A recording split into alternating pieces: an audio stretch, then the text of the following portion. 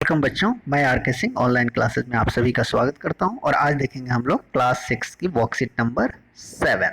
ठीक है, आज की वर्कशीट का टॉपिक है रूढ़िबद्ध धारणा। बच्चों, हम इससे पहले पिछले वर्कशीट में भी विविधता और भेदभाव के बारे में पढ़ा था, जिसमें हम रूढ़िबद्ध धारणा यानी पूर्वाग्रह के बारे में थोड़ी बहुत जानकारी हासिल की थी। आज उसी को डिटेल में देखेंगे कि रूढ़िबद्ध धारणा आखिर है क्या। तो आप जैसे यहाँ शुरू के कुछ वाक्य धीमे से पढ़ते हैं। अगर आप लड़के रोते नहीं है, देखिए लड़कों के बारे में एक राय लिखी हुई है कि लड़के रोते नहीं है, लड़कियां अच्छा खाना बनाती हैं, ऐसा लिखा हुआ है। लड़कियों को घर का काम आना चाहिए, न कि पढ़ाई। गांव के लोग अच्छी अंग्रेजी नहीं बोल पाते हैं। दिव्यांग व्यक्तियों को अधिक देखभाल की जरूरत है। इन वाक्यों को अगर हम ध्यान से देखें तो पिछले वर्कशीट में जो आपने समझा था उसके आधार पर आप कह सकते हैं कि ये क्या है, पूरी पूर्वाग्रह है। कुछ लोगों के बारे में हमारी राय बना लिया है हमने पहले ही, वही चीज है इसमें। तो क्या करे, क्या उपरोक्त वाक्य सत्य हैं? ये आंशिक रूप से सत्य हो भी सकते हैं, लेकिन ये जनरली सत्य नहीं है। ठीक है, नहीं, यह सब रूढ़िबद्ध धारणा है, एक पूर्वाग्रह है। रूढ़िबद्ध धारणा हमने बना लिया है, वो है ये सारी चीजें इन लोगों के बारे में जिनके बारे में लिखा हुआ है। ठीक है, आइए देखते हैं हम आगे। हम लगातार सुनते रहते हैं कि लड़के ऐसे होते हैं, लड़कियां ऐसी होती है। समाज की इन मान्यताओं को हम बिना सोचे समझे मान भी लेते हैं, सुनते हैं और मान भी लेते हैं। हम विश्वास कर लेते हैं कि हमारा व्यवहार इनके अनुसार ही होना चाहिए। हम सभी लड़के और लड़कियों को उसी छवि के अनुसार देखना चाहते हैं। तो ये क्या है, हमारी एक रूढ़िबद्ध धारणा हमारे दिमाग में फिट हो जाती है और हम उसी के इर्द गिर्द सोचते और देखते रहते हैं, जबकि ऐसा होना नहीं चाहिए। देखिए, अब ये रूढ़िबद्ध धारणा विभिन्न चीज़ों पर हो सकती है। किन किन चीज़ों पर हो सकती है, देखिए यहाँ पर इस ग्राफ के मामले से माध्यम से, पिक्चर के माध्यम से समझाया हुआ है कि जो रूढ़िबद्ध धारणा है वो वंश आधारित हो सकती है कि भाई अमुक वंश का है तो बहुत अच्छा होगा, या उसका वंश इस वंश का है तो ऐसा होगा। ये एक पूर्वाग्रह बना लिया जाता है। तो वंश आधारित पूर्वाग्रह या रूढ़िबद्ध धारणा होती है। भाषा आधारित होती है कि वो किस भाषा का बोलने वाला है तो कैसा होगा, ऐसी हमारी धारणा अक्सर लोग बना लेते हैं। आर्थिक स्थिति, अगर गरीब है तो ऐसा होगा, धनी है तो ऐसा होगा, यानी आर्थिक स्थिति उसकी कैसी है उस पर भी हमारी धारणा बन जाती है। धर्म के आधार पर भी धारणा बन जाती है कि वो किस धर्म का मानने वाला है, उसी के अनुसार हम अपनी धारणा बना लेते हैं। लिंग के आधार पर, यानी लड़का लड़की या पुरुष महिला के आधार पर भी हम एक रूढ़िबद्ध धारणा अक्सर बन जाती है समाज में, जो कि नहीं होनी चाहिए। ये धारणाएं हमें नहीं होनी चाहिए। आगे देखते हैं, जब हम सभी लोगों को एक ही छवि में बांट देते हैं, देखिए जब हम सभी लोगों को एक जब हम सभी लोगों को एक ही छवि में बांध देते हैं या उनके बारे में पक्की धारणा बना लेते हैं तो उसे रूढ़िबद्ध धारणा कहते हैं। यहाँ देखिए लिखा हुआ है, जब सभी लोगों को एक ही छवि में बांध देते हैं और उनके बारे में पक्की धारणा बना लेते हैं तो यह उसे रूढ़िबद्ध धारणा कहलाती है।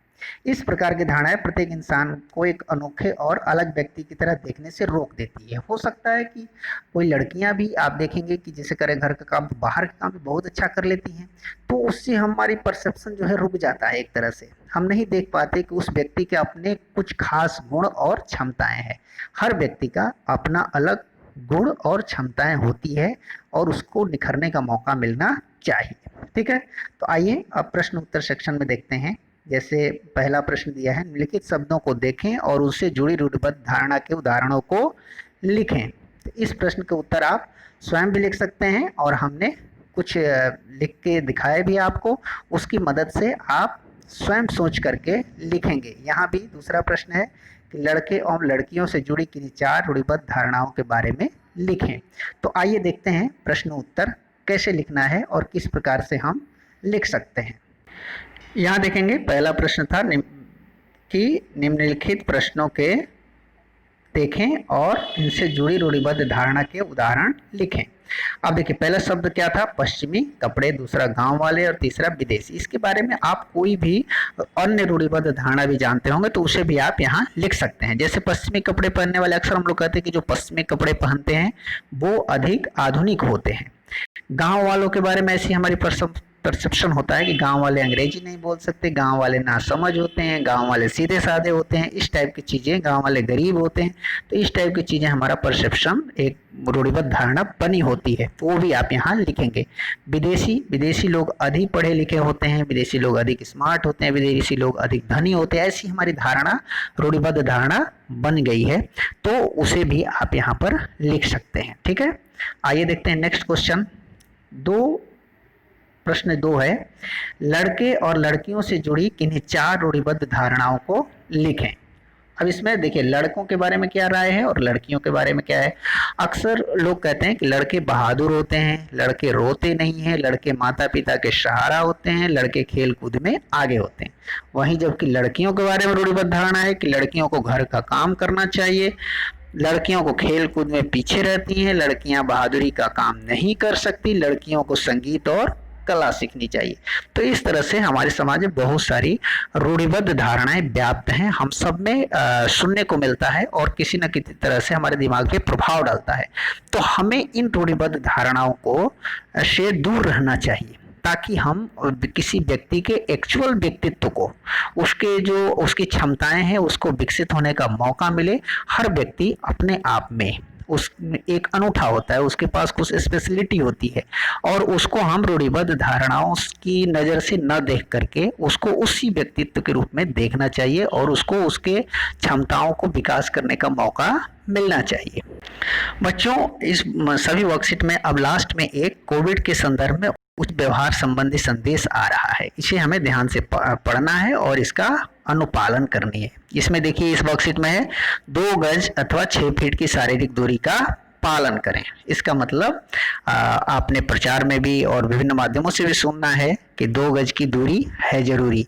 जब भी हम बाहर निकलें और किसी से मिलें तो कम से कम 2 गज की दूरी या 6 फुट की दूरी मेंटेन करें। इसके साथ साथ ही हम मास्क जरूर पहनें। तो ऐसा करके हम कोविड-19 को फैलने से रोक सकते हैं, हम स्वयं का, अपने परिवारीजनों का और समाज में कोविड-19 के फैलने से रोक सकते हैं। और इसको एक बार निजात मिल जाए तो हमारे विद्यालय भी खुल सकते हैं। तो चलिए इस कोविड-19 से संबंधित प्रिकॉशन का खुद भी पालन करें और अपने परिजनों को भी पालन करने का कहें। ठीक है, तो उम्मीद है आपको ये वर्कशीट अच्छे से समझ में आ गई होगी। तो चलिए कॉपी कलम निकालिए और इस वर्कशीट को पूरा करके अपने सर जी को भेज दीजिए ताकि वो चेक कर सकें कि आपने कितना कुछ सीखा है। मिलते हैं अगली वर्कशीट में, तब तक के लिए घर पर रहें, स्वस्थ रहें, खुश रहें। धन्यवाद।